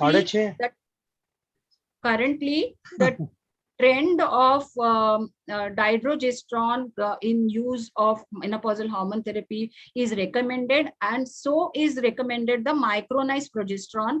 So here are the types of oral progesterone. We do not means MPA can be used, but we do recommend dihydrogesterone and micronized progesterone because the evidence with this is better than other progesterones. They are considered heart friendly, and they do cause a reversal of endometrial hyperplasia caused by estrogen. So these are the types of progesterone and the IGF-1 levels. Interestingly, if you give only estrogen, it will cause not much of increase in IGF-1 level, but look at the MP and NETA, they cause such high levels of IGF-1. So it is not advisable to give these two progesterones, but dihydrogesterone and other progesterones cause relatively less rise in IGF-1 levels. So what is the dose of oral and vaginal micronized progesterone? The recommendations are oral micronized progesterone provides endometrial protection if given sequentially for 12 to 14 days, not 10 days, 12 to 14 days a month at 200 milligram per day for up to 5 years. And vaginal micronized progesterone may provide endometrial protection if applied sequentially for at least 10 days a month at 4% or every other day at 100 milligram per day for up to 3 to 5 years, and this is an off-label use. So this is the North American Society's recommendations. This is the SPEPI trial. This is an older trial, but it has documented that giving progesterone does cause atrophy of endometrium, and it is helpful to prevent the endometrial hyperplasia and endometrial cancer. So progesterone must be given when uterus is intact. Now, why there is a high breast cancer risk? As I just said, with the androgenic progestins, we have very high increase in IGF-1 levels and reduction of SHBG. So there is this is the mechanism by which the breast cancer risk is supposed to have increased. Now, when the patient is on MHT, the patients may have some symptoms, but you must know what to do. What is at fault, estrogen or progesterone? So if it is a breast tenderness and bleeding, reduce the estrogen dose. If there is a irritability and depression and water retention headaches, then reduce the progesterone dose or change the progesterone. So in all, the combination of 17 beta estradiol 0.5, that is the lower dose, and 2.5 milligram of dihydrogesterone is currently considered to be the safer. When we have a longer trial, already there are trials which support that dihydrogesterone is safer than other, of course, and micronized progestin also. So this is the progesterone given twice weekly, gel applied vaginally, and more drug reaches uterus through good network of vessels from vagina, so it is better, and the target is lower on the near the vagina, so that is better way of giving vaginal progesterone, so lesser systemic side effects. So I'll skip a few slides for the want of time. In all, even one very good option we have, that if you want to give oral progesterones, I mean oral estrogens, along with that, if the uterus is intact, the patient can be offered LNG IUDs, which will also prevent the hyperplasia. It's a very good option. Now coming to current scenario, what we will do with patients who are COVID positive, who are confirmed COVID positive, COVID-19 positive, then if they are already using MHT, and if they get hospitalized, then what do? Withdraw the systemic MHT because it will increase the risk of thromboembolism, and add lower LMWH at prophylactic doses. And if you think she still requires MHT but has no serious general health conditions, then you, instead of using systemic, use transdermal MHT and also add prophylactic low molecular weight heparin. If there is a severe case, patient is in intensive care unit, then withdraw systemic MHT, add therapeutic heparin, and do not give any kind of hormone therapy. Then if the patient has other risk factors like diabetes, comorbidities, withdraw systemic MHT, add LMWH, and do not give MHT for such a patient. But if outpatient patient is there, mild symptoms are there, withdraw MHT, switch to transdermal.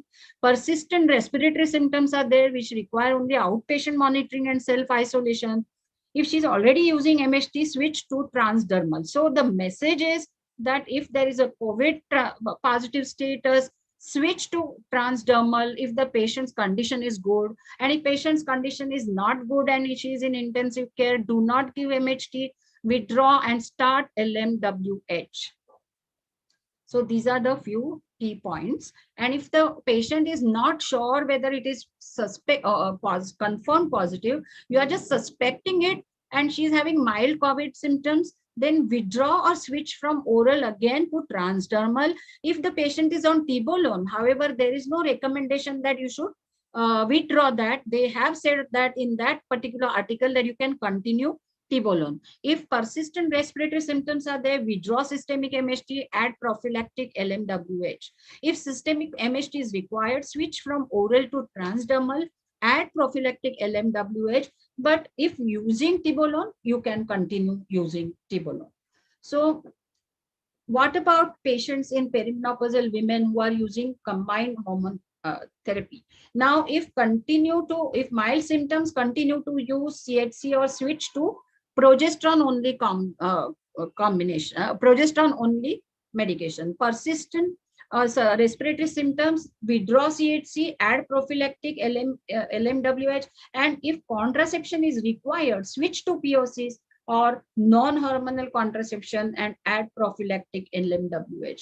So these are the comorbidities that affect women in post-menopausal age. So all this, if you see 1, 2, 3, 4, all these are bothering them at that age.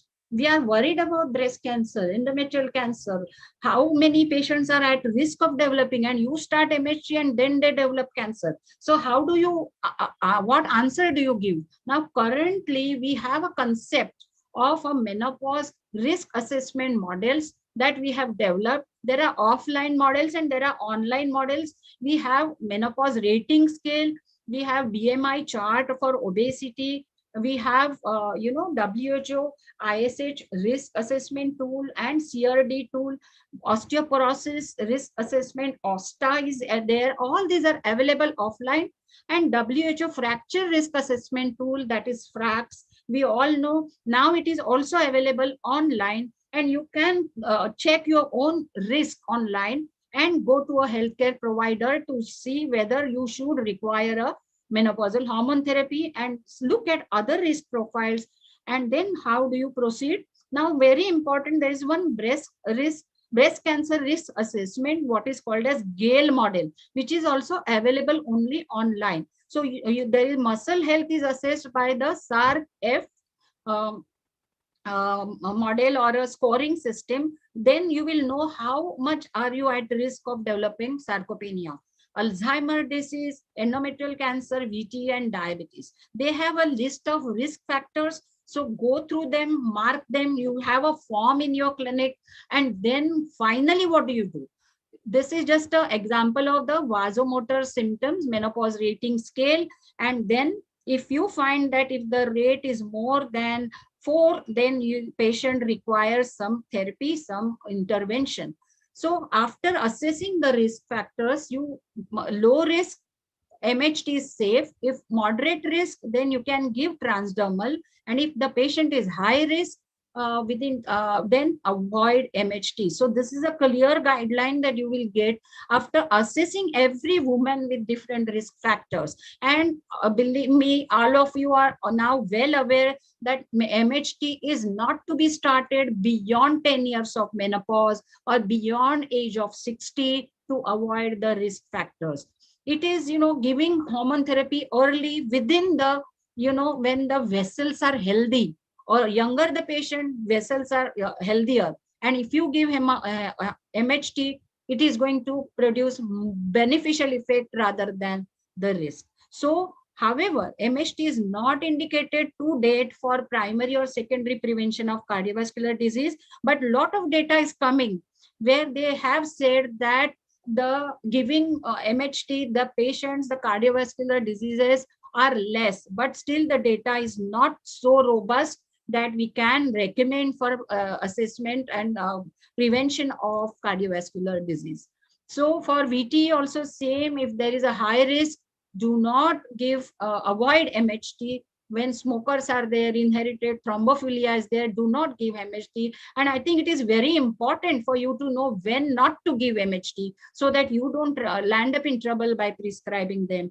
And this is the FRAX model, which I said, this is for US, but Indian is still not available. You can use one of the, South Asian model is there, which you can use for Indian women. And there is one question: when do you advise DEXA for assessment of the bone mineral density. So all postmenopausal women more than 5 years, you advise DEXA. Postmenopausal women less than 5 years of menopause with risk factors, you advise DEXA. Women in menopause transition with secondary causes, you advise whichever age, don't wait for 5 years and all. In that transition period also, if there are secondary causes, go ahead. Radiological evidence is there with osteopenia, go ahead and do DEXA. So there are other options like Tibolone. Tibolone is a very good drug. It is my favorite also. I can be given for with a single dose of 2.5 milligram. There is no need for adding progesterone because the molecules that it splits into 3 molecules. One of the molecule acts like a progesterone on wherever it is required. So it's called as an endocrine chameleon. Whichever site it acts, it gives a beneficial effect and it becomes a beneficial drug for the menopausal women. So it does not increase the risk of VT and CVD. How do you give MHT? This is a classic chart. When there is no uterus, give only estrogen continuous, no tablet break, no regular bleeding. If uterus is present, give estrogen, and especially within early menopausal, when patients want cyclical bleeding, you can give a sequential MHT. And after a couple of years of menopause, perimenopausal age is complete, then you give continuous combined MHT, and there is usually no bleeding at the end of the cycle. So this is the recent evidence which I wanted to give. I don't know whether I should go ahead, Niranjan, you can tell me to stop if it is too much overload on the all this evidence and all, but it is important because 4 years of early MHT did not affect the progression of atherosclerosis despite improving some markers. So whatever concepts I just told you in the beginning, these are the supportive evidence or data for it. This is the latest KEEPS trial, which is where estrogen, progesterone, and placebo was tried. 3 regimens were tried. And the results with early MHT, there was no effect on progression of atherosclerosis. LDLC was low and HDLC increased. So it is important to start MHT in early, what is called as in a window of opportunity. That is reanalysis of NHS of 1,21,700 female nurses. They started MHT soon after menopause. They had a reduced risk of CHD. I was just telling you, there is some evidence which is coming up now. Reanalysis is happening of older trials, which is giving us more confidence that it will prevent cardiac disease if started early. Same is the case with Alzheimer's. Same is the case of other comorbidities. When the vessels are healthy, give MHT and prevent certain complications. So these are the ISTHR study where the impact of the route of estrogen administration and progesterone is given. If you find that, see, the oral estrogen and norpregnant have the highest, fourfold increase VT. However, micronized progesterone and pregnant have least risk of VT. This is the Danish osteoporosis prevention study where the EPT for 10 years, the numbers are less, only 1,006, but the result that they have got is excellent. There is a decrease in the mortality when patients received the MHT early, and there is no apparent increase in the risk of cancer. These are the Finnish cohort study where they have said that estradiol dihydrogesterone combination is not associated with increased risk of breast cancer. So you again feel confident of giving estradiol dihydrogesterone combination, and even micronized progesterone can be given. So there is this another study where they provide evidence that risk of developing gynecological cancers, and all this is important. So these are the recommendations of different guidelines which all are now coming together. And if you see, all the 3 guidelines are recommending the same. Most important, start in healthy women less than 60 years of age. Within 10 years of menopause, you will have least complications. Then to conclude, menopause management has gone through various phases over last several years, and universal MHT is far gone by. So do not start MHT for every woman, and which women to start, which not to start. Have their risk profiles ready in your OPD and find out if they belong to a high risk category low risk category, or no risk category. And depending on that, you start your MHT and then minimize the complications and risks associated with MHT. Research is ongoing in this field, but currently the MHT is recommended for symptomatic relief and is to be used for shortest possible duration in the smallest possible dose to minimize the risks involved. Thank you so much.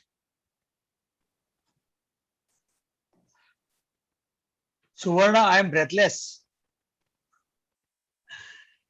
The amount of results and the amount of references you have taken, the efforts. I'm sure Dr. Jayam madam and Pikesha sir will agree. See, these are the disadvantages of calling an editor. She will always give you loads of evidences and articles. Madam, we don't consider it as a disadvantage. I'm praising you. You have to understand that you are an encyclopedia of India in menopause as an authority. So obviously, the amount of work which you have done and the efforts which you have taken will not go in vain. And more than 2,670 viewers will be benefited. And this will be continued on Facebook as well as YouTube for time immemorial. So it will be a recording which will be available instantly. So with these words, I request our guest of honor, none other than the encyclopedia from Southern India, Dr. Jayam Kannan, who is all set to give us the overview of Madam's lecture today. And then followed by Dr. Pikesha's comments. Thank you, Suvarna. Excellent lecture. Perfect presentation of what is required on evidence-based. You have not spoken on eminence-based. Because once they reach a particular level, they all stay from my experience. People are not, doctors are not ready to take what your experience is, but what they can get protected.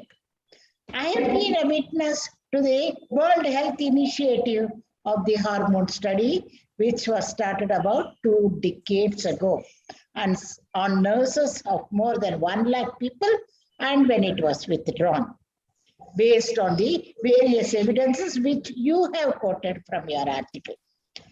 Right now, in 2009, when I went to the North American Menopause Society meeting, they asked me, I was at that time 60 plus, they asked me, what is the drug you are taking? I said, nothing. They were all amazed. But now, in the last 10 years, you have come to know that after the age of 59 plus, you are not supposed to use any hormone therapy, which we as Indians were very well aware of it. Because of our lack of our research base, we were not able to put it out. In fact, one paper took a news from me and put, this lady from India says that she will not give drug or she is not taking drug after the age of 60. What a good evidence that you have presented. And regarding the progesterones which you have talked about, they are all in the limelight in the last few years. They are crossing the infancy to childhood. Probably it will take another decade. When you become the president of FOXI, after you have got another 6 years to go. After that, when you come, probably the progesterone would have found a place, stuck on to the 30% of the population of women who are going to require the hormone therapy. Thank you very much for your excellent presentation. Well said, Dr. Jay. Suvarna, Sir. It was a beautiful recap of menopause, menopausal hormone therapy. And as Dr. Kannan said, it was all evidence-based medicine for people to follow blindly what you say. And I feel that whenever we have webinar, we talk to gynecologists. I don't know whether general practitioners join us or not, I have no idea. But it is very important that a dose of menopause and management of menopause has to be given to gynecologists repeatedly in a year. That is one thing. Number two, the subjects for whom we are talking this, the menopausal women, how they should be approached. What is happening is that we are training and teaching our colleagues, gynecologists. But for whom we are taking this lecture, the patients, I won't call them patients, the subjects, how they should be made aware of what all things are available, what all things can happen, and that it has some solution. So now that both you and Niranjan are very important office bearers of FOXY, you have to find out a strategy. Now with Dr. Shanta Kumari has taken over as president very recently, we should sit together and try and find out how we should reach people, the menopausal women. We should have this presentation, very simple presentation. They are not interested in medicine. What is the evidence-based medicine? What is menopause? What are symptoms? How you can manage? Whom to approach? And all those things. Now, these should be available in different languages. Today, if a patient listens to you, unless she is educated, learned, she will not understand a single word of what you say. Same thing for regenerative gynec and all that. So what I feel is that these are very, very important and informative lectures, and they should reach in a very simple language to common men and women. Make an attempt at FOXY to see that you have slides available for teaching these women, the menopausal women, in different languages. I know it is not easy to convert English language into a local language, whether it is Gujarati, Marathi, Telugu. I don't know how difficult it is because I have never tried myself. But we should make an attempt to have these slides available, make a bank of all these slides available so that we can reach women at large, and they must understand what problems they have as a solution. That is very important. Okay, Niranjan, you can take the questions. So before that, I wanted to inform you what a great impact you and Dr. CN sir have had on my life and the way I have taken on different commitments and assignments. Sir, Same I here. have already done it. I have already done it when I was the IMS president, and I have had these public awareness modules on menopause in 12 languages. They are available with us. So we can always share with FOXY, or we can create our own new modules for better understanding of these women. And in this virtual world, Dr. Alpesh had such awareness programs where lakhs of girls, and how many of them had logged in. So same way we can have a program for menopause awareness where lakhs of women can log in and understand. But a particular lecture that I had today has a specific significance because even the practitioners, even the gynecologists don't have the knowledge that yes, MHT is safe, because many of them have already got scared themselves and they have scared their patients. And many of them, they come back and say, no, मेरे को cancer होगा. I don't want, my gynecologist told me, मेरे को cancer होगा, मैं नहीं लूंगी. But yes, if you do it unsupervised, the patients can land up in complications. So now the menopause is itself developing into a subspecialty, sir. So now, in fact, more than a gynecologist, most gynecologists are interested in laparoscopy and all the IVFs, and where there is a lot of in a larger picture, they are important for them. But for menopausal medicine, there are very few takers, but still it is developing into a kind of a subspecialty, and many dedicated.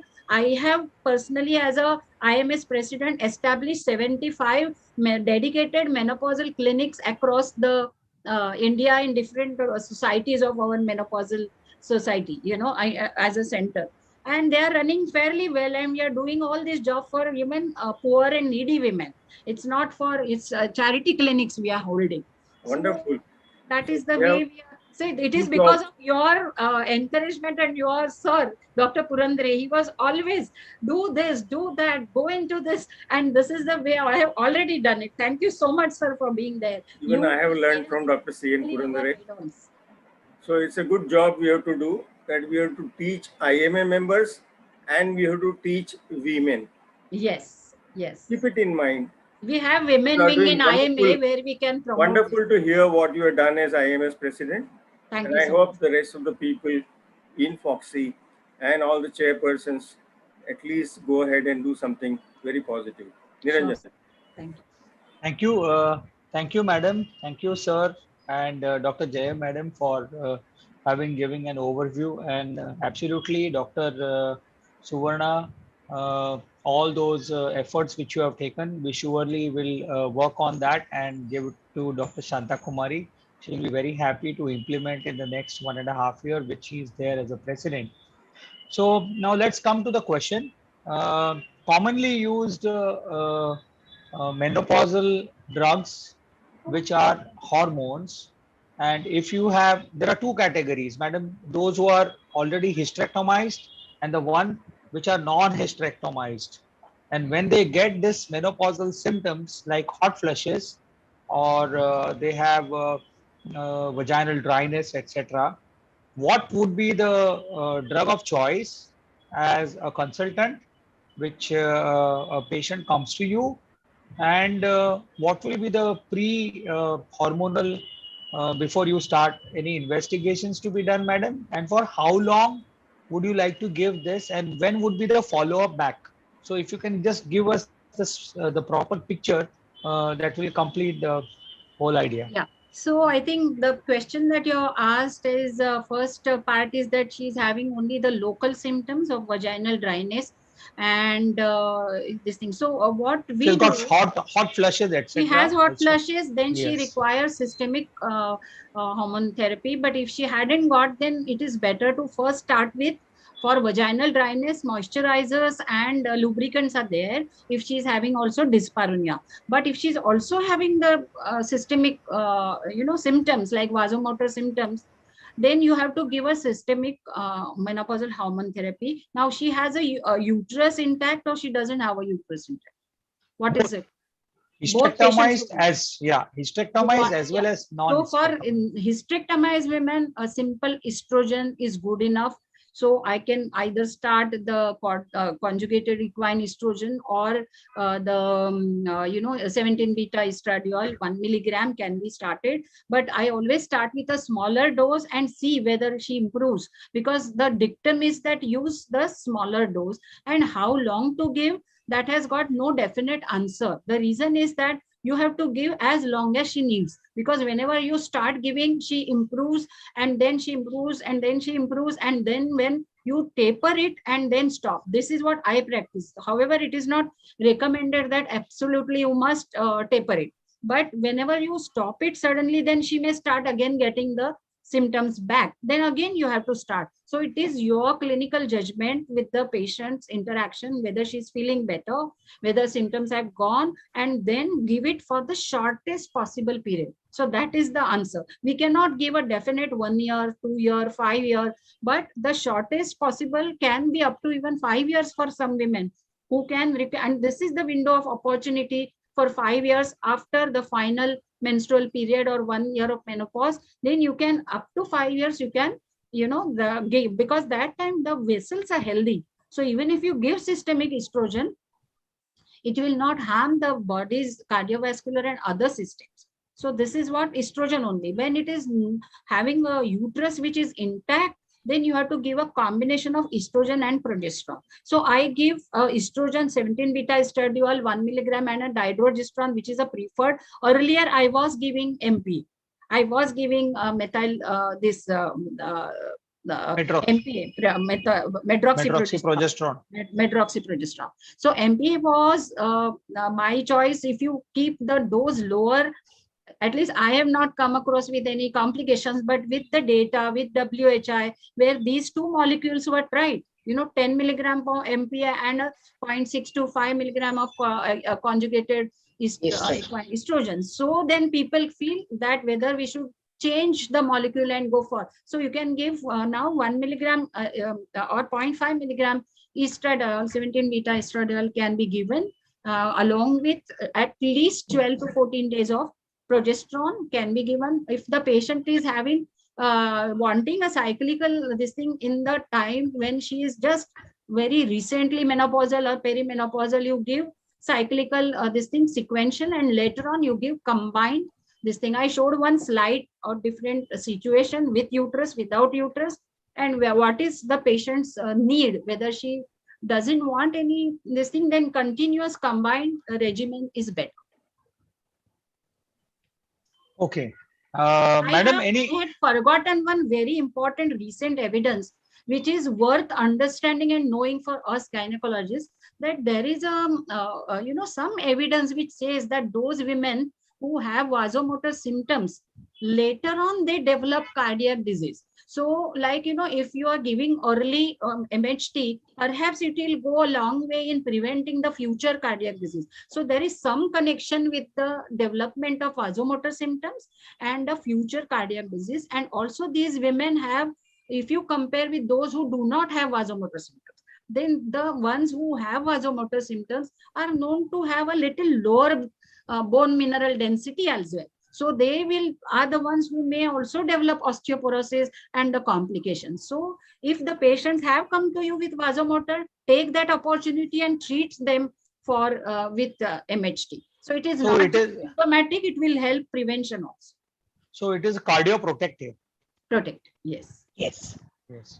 And madam, what about any investigations you need to do before you start conjugated estrogen along with progesterone, or then sequential, then to combination, and how hormonal therapy, the investigation when a patient comes to you, I think I showed you one slide which had got everything. Like first you take the detailed history, then the examination. Yes, assessment of the history. Assessment yes. must be done, and then the minimum investigations that are required is blood count. Then patient should have a, if required, mammography if the patient is high risk or low risk, whichever the risk factors, risk models. Unfortunately, because of the lack of time, I could not show all the models which we have now, and we are training menopausal practitioners to have those models available, and tell your patients to risk themselves online and offline. They have to come to the healthcare providers,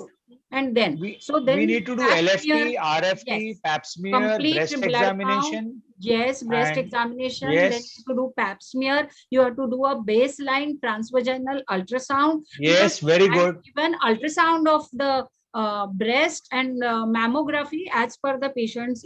So it's not a package like one patient comes and you give a list of. It has to be tailored to the need of the patient and the individualized condition and the risk profile. It's just like giving OP pills. Yes. Yes. Just before starting OC pills, what bare minimum investigations are required, you have to do here in menopause also. Correct. But only difference is that these women are little older, so their risk profiles are going to be different. And these women, we should not use the ethinyl, that synthetic derivatives of estrogen. And then what about the role of isoflavones? Then we have soya beans. Yes. Then we have certain plant preparation, Korean preparation. There are studies which have been done. There are trials which have been done, and they usually recommend, madam, in the diet of a menopausal or a perimenopausal, you have tofus, you have paneer, about the diet. So that can you guide us on that? Yeah, basically, I already told in my presentation that There is no evidence which supports the use of phytoestrogens. There are no randomized controlled trials which have supported the use and proven the efficacy over placebo.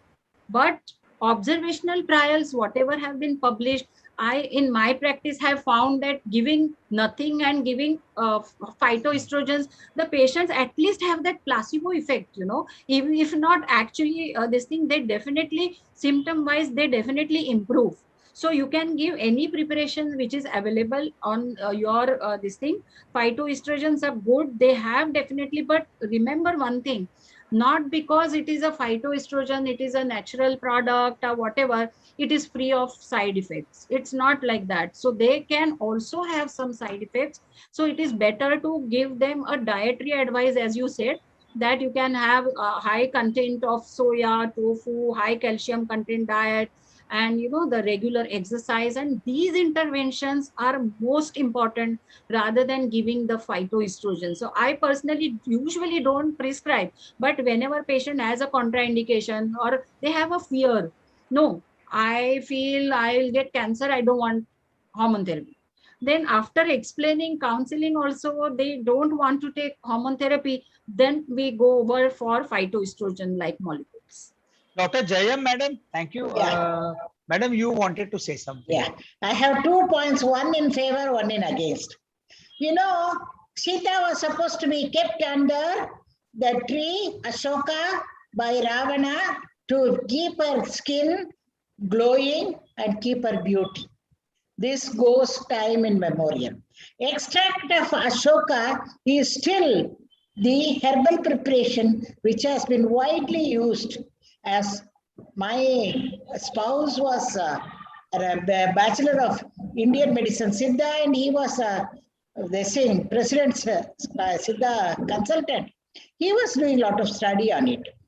This is one thing which time in memorial has got affirmative positivity with a religious and literature work. At the same time, American book of herbal pharmacopoeia has blankly ruled out any possibility of any of the herbal study which has not been double-blinded, not randomized controls, to say that herbs have been really useful in improving or rejuvenating the woman in menopause. Absolutely right. And there is a global consensus statement on this, that these products do not help, nor do the bioidentical hormones help, and it is published on their site, so you can go and read what is recommended and what is not recommended. So yes, I think it is very clear that we don't want to advocate use of it, but if you, in a particular patient, if there are certain situations which make you prescribe, definitely go, they do help in your particular patient. I think in our practice, when we are dealing with fibroid, we have injections which are available. We have got HIFU, we have got open myomectomy, we have got laparoscopic myomectomy. Each one is going to tell that they are the best and they are going to be curing the patient. HIFU is going to show that it is quite non-invasive and affordability is there. So let's see the psyche of the patient. At the same time, they are all Google savvy and they are all techno savvy. So when you are just prescribing them hormones, then they feel still incomplete. No, but I want to take this product. Can I take this? Can I take that? So Dr. Suvarna, madam, has rightly said that if not giving anything, at least you can give some of the products which are there, though evidence-based, they are not being asked or they are not recommended.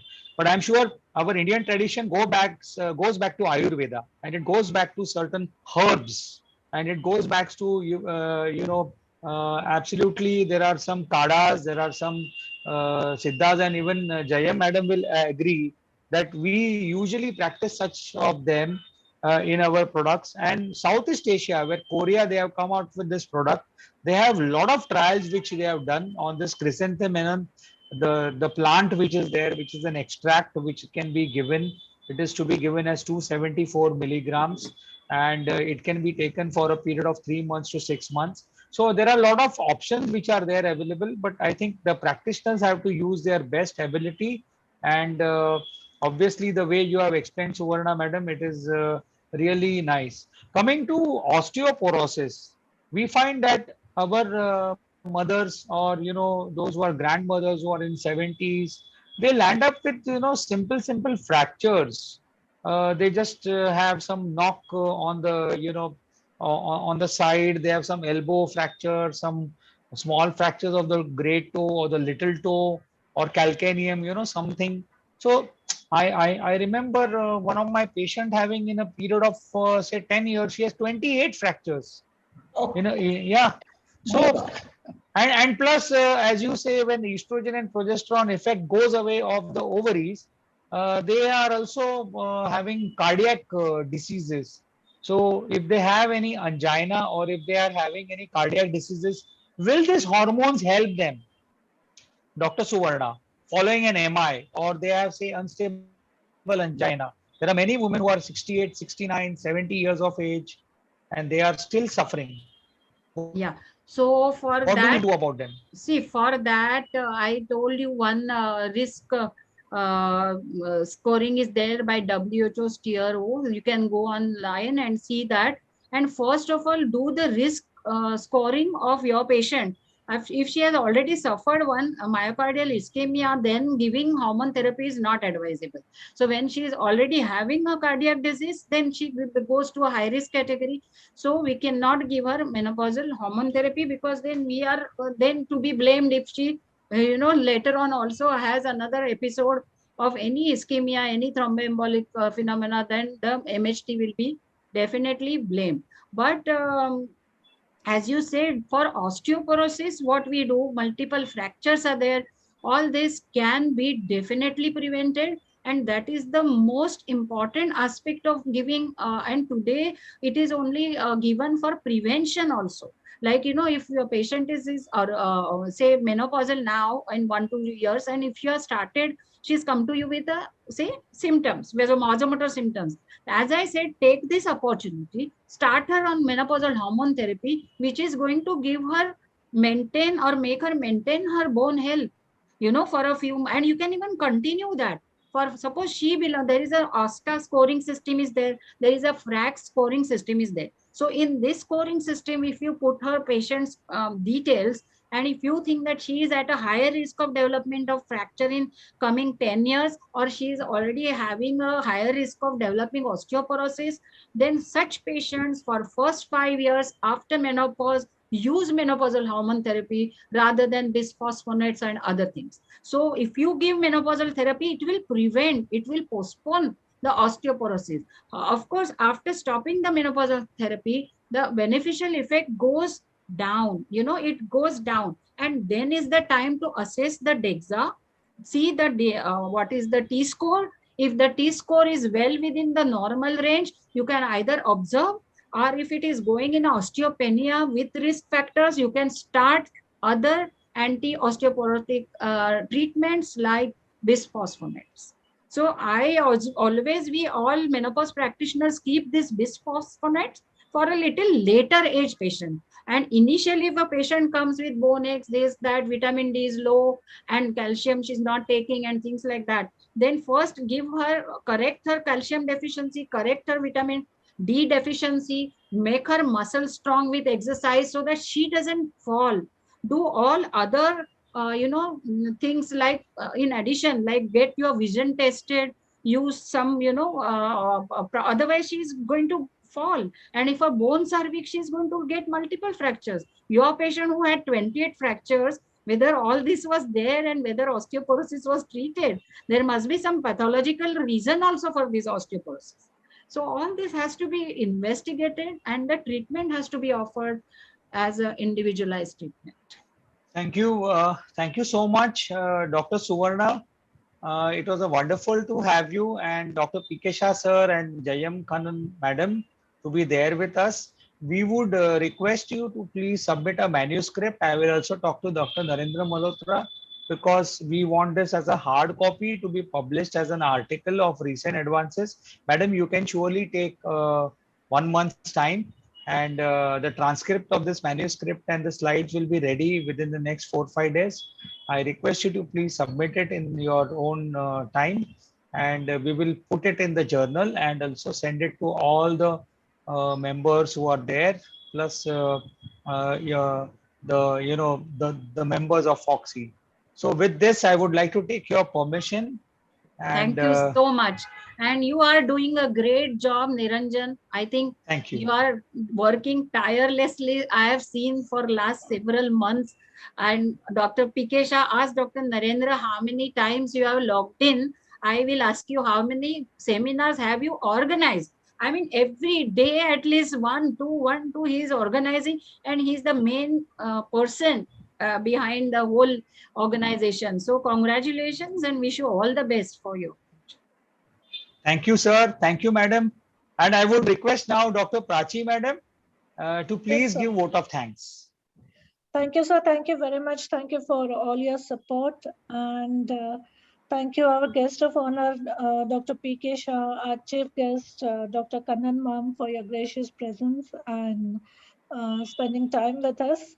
Our eminent speakers, Dr. Malhotra, sir, for all the new knowledge about aesthetics and regenerative gynecology, and Dr. Khadilkar Ma'am, for the very important talk on menopause, for that passionate talk, of course. And we will again meet after 15 days with all the support from Dr. Niranjan Chavan, sir. So thank you very much for being with us. Thank you. Thank you. Thank you so much. Bye-bye. Bye. Thank you. Bye-bye.